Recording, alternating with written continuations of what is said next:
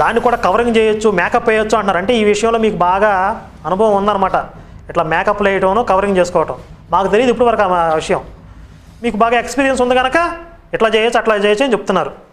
అట్లాగే మీరు ఎవరికైనా హిందువులకి, పేద హిందువులకి సహాయం చేశారా?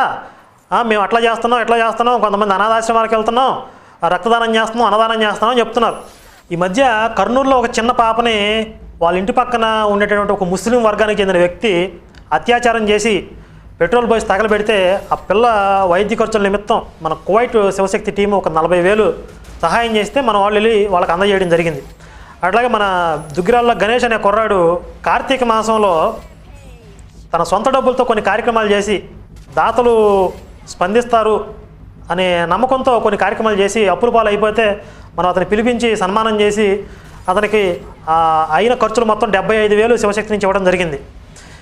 తర్వాత మేము